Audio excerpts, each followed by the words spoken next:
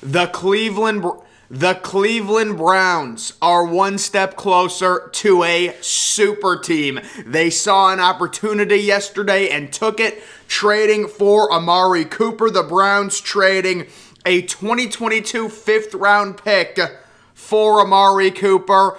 Dallas in a bad position at this point, just trying to get something for Cooper without having to release him and eat some of the dead money. They get rid of him and his $20 million contract. The Browns now are in a spot where they're gonna cut Jarvis Landry, save around $13 million. So even though you're paying Amari Cooper $20 million, once you cut Jarvis Landry, that's really only a $7 million difference.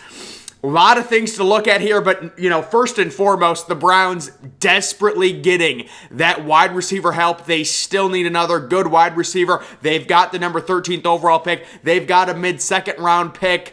This gives the Browns great flexibility in terms of the draft.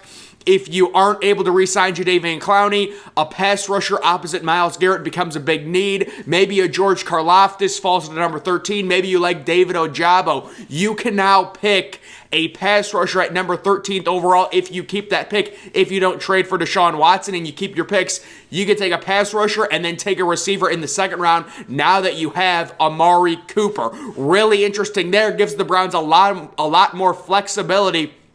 Amari Cooper still, clearly in the prime of his career, just has a bit of a big contract. The Cowboys still dealing with that Zeke Elliott contract. You're paying your quarterback $45 million. This is what happens. You got to get rid of something. You got to get under the salary cap. The Cowboys viewed Amari Cooper as extremely expendable due to their other young receivers, CeeDee Lamb, and very likely now re-signing Michael Gallup with trading Amari Cooper. They're very likely going to re-sign Michael Gallup. So, this is a situation.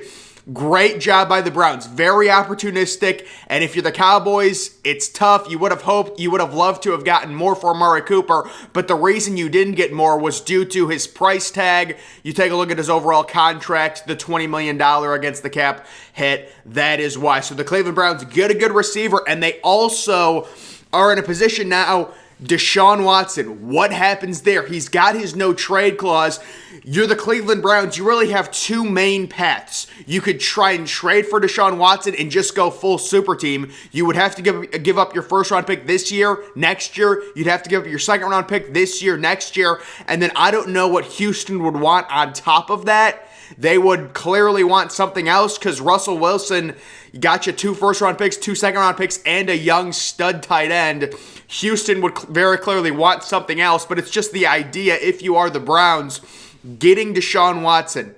You've got 2 great running backs. You've got an unbelievable offensive line. You've got Amari Cooper now. You can trade Baker Mayfield for maybe a second or a third-round pick, probably a third-round pick. And that is an absolute super team if you are the Cleveland Browns. The other scenario is you just keep Baker Mayfield. You build an offense where round 1 you go pass rusher, round 2 you go receiver, or maybe round 1 you go receiver, round 2 you go pass rusher. If the Browns are somehow able to get Garrett Wilson and pair him with Amari Cooper, even if Baker Mayfield, we know he has his limitations, even if he is the quarterback, that is an unbelievable offense. That's going to be a very good offense. And it is quite possible. I mean, we'll see what happens with Garrett Wilson. I personally am of the opinion he's probably going to get picked inside the top 10. Now that you have a guy like Amari Cooper, when I look at fits overall, Drake London, another kind of taller receiver, I don't think that fit would be great with Amari Cooper. I would look for someone more like a David Bell, although he's not that fast. Maybe a Jameson Williams, a smaller, speedier guy. But he seems to be kind of going later into the first round. The Browns really don't have a draft pick there unless they trade back or trade up from round 2. So just looking at fits in the draft right now with a guy like Amari Cooper, the best fit Garrett Wilson, maybe even a Chris Olave. Maybe they like Chris Olave enough to take him at number 13 overall. We saw his 40 time. He's plenty quick enough at 4.39. So the Browns, seeing an opportunity. You desperately need a receiver. No, his contract isn't the greatest, but when you factor in when you cut Jarvis Landry and save $13 million off of that, you're really only spending an extra $7 million on an elite receiver in Amari Cooper, who, I don't know where you would rank him in terms of the best receivers in football, but he's definitely an upper echelon receiver, a really good speed and size combination from Amari Cooper and the Browns rebuilding that receiver room. When it comes to this trade for the Cowboys, they just didn't want to have to release Amari Cooper. I think they would have had around $6 million in dead money if they released him. So you trade him for whatever. You get a 5th-round pick. It is what it is. You're just trying to get rid of him so you don't have any dead money instead of having to release him. You do the transaction, you do the trade. But the Browns, the Deshaun Watson thing is definitely going to be interesting. Right now, the sense that I get with Deshaun Watson, Carolina and Seattle. Will the Browns be a big player? The other thing to think about with Deshaun Watson, he has a no-trade clause, which is really weird because he demanded a trade, right? He demanded a trade, but he has to be okay wherever he wants to go. So another weird thing that kind of throws a wrench into this whole Deshaun Watson situation is his no-trade clause, where he demands the trade from Houston, but he has a no-trade clause. So we'll see how that works out. Deshaun Watson, I would say teams like Seattle, teams like Carolina, they want to go all in. Pittsburgh maybe as a wild card, although yesterday we heard that Pittsburgh wasn't interested in Deshaun Watson.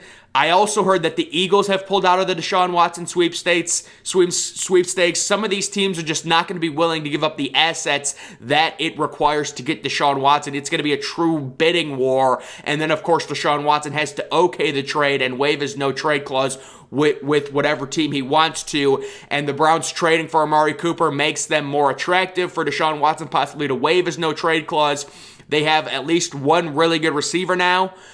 Of course, if you're trading for Deshaun Watson, you're going to be giving up your 1st-round pick this year, so you're probably not going to be able to pair Amari Cooper with anyone unbelievable. You could try and sign another receiver in free agency, maybe a Christian Kirk, although it looks like he's getting around. I saw a report with Christian Kirk getting around $15 million per year. That's a little steep. I would say I'd go 12, maybe 13 million for a 3-year deal with Christian Kirk. He's a good receiver, but 15 mil per year is a little much. And then I also saw Marquez Valdes-Scantling is going to be making over 10 million per year. That shocks me. Marquez Valdes-Scantling. He's a speed guy, but he can't catch. He has major hand issues. I would not be interested in paying Marquez Valdes-Scantling double-digit, in the millions per year. But apparently that's just the receiver market right now with Chris Godwin getting franchise tagged. Also, there's Allen Robinson out there. The Browns, I would not be interested in pairing Allen Robinson with Amari Cooper. Again, I'm looking for a smaller type receiver, maybe a Jameson Williams, maybe a Chris Olave, smaller, speedier type receiver to pair with Amari Cooper. And then you also have a good number 3 receiver in Donovan Peoples-Jones, who is growing and who's kind of an elite athlete, speed slasher type guy, who's also has some size to him. He's like 6'2", 6'3". So really interesting stuff there. Again, this is an opportunity. The Browns desperate for a receiver. Yeah, Amari Cooper's going to cost you a little bit more, but when you factor in cutting Jarvis Landry, which I believe the Browns will do, I know there's been talks now Jarvis maybe restructuring his contract. When it comes to Jarvis Landry, that ship has sailed. Okay, it's time to move on from Jarvis. He can go to a different team with a new quarterback. That's fine. We wish him all the luck, but the bottom line is the Browns are going to be saving around $13 million against the cap by cutting Jarvis Landry. You bring in Amari Cooper's contract. Yeah, it's $20 million. It's not great. But that's why you only had to give up a 5th-round pick to get him, because his contract wasn't the best. And but he still is young. He's a younger guy. It's not like he's 30, 31. I believe he's still 28, so he still has a few really good years left. And it's an opportunistic scenario with the Browns. Dallas is at a point where if you're Dallas, you're feeling the effects of paying your quarterback this much money. And you can say what you want. You can say the Zeke Elliott contract is bad. It's bad. The Zeke Elliott contract is bad. But when you're investing $40 million against the cap for one player, I understand Dak Prescott is good. He's worth it. You need to pay your quarterbacks. Dak Prescott is a franchise-level quarterback. I'm not saying he's bad. But you're seeing it now. Like a team like the Chargers, they're going to have to pay Justin Herbert $45 million per year. That's why they just went out and got Khalil Mack, because Herbert is still on his rookie deal, and they're saying we got to seize the moment while Justin Herbert is on his rookie deal. And these teams just get eaten up by these, QB contracts that are so outrageous. And this is a situation with Dallas where They say we can do without Amari Cooper. It would be great to have Amari Cooper, but because we really cannot cut Zeke Elliott without absorbing a crazy amount of dead money, which they would be doing if they did cut Zeke Elliott or released him, they said, we're just going to have to bite the bullet, get rid of Amari Cooper, get under the salary cap, re-sign the younger Michael Gallup, pair him with CeeDee Lamb. Dallas does have their first-round pick this year. Maybe they draft a receiver in the first or second round. That'll be interesting to pay attention to as well. Just wanted to give you a quick update, guys. We do have free agency starting tomorrow, but Browns getting Amari Cooper. That is a major splash. And we know the cap situation works out. It does seem like it's going to be very hard for the Browns to re-sign Jadeveon Clowney. A lot of it is going to have to do with Jadeveon Clowney's market. It's at a point where if Jadeveon Clowney is offered a certain amount of money by another team, the Browns are just not going to be able to match it with their current cap situation. So with Jadeveon Clowney and the Browns, I know they want to re-sign him. It's just going to depend on if another team offers more. How high is his market? How many teams like Jadeveon Clowney? If the Browns lose Jadeveon Clowney, they are going to have to invest a high draft pick, very likely, on a pass rusher in the first or second round.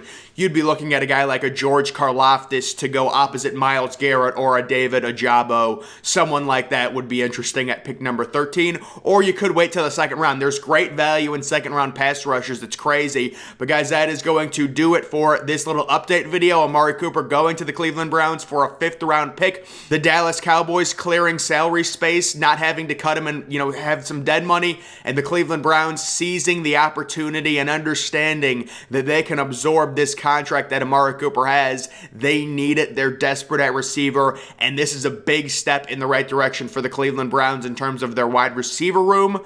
We will see what ends up happening during this free agency period, but guys, make sure you're following me on Twitter. Link to that's always in the description. I'm, of course, the Depressed Ginger. Thank you for watching.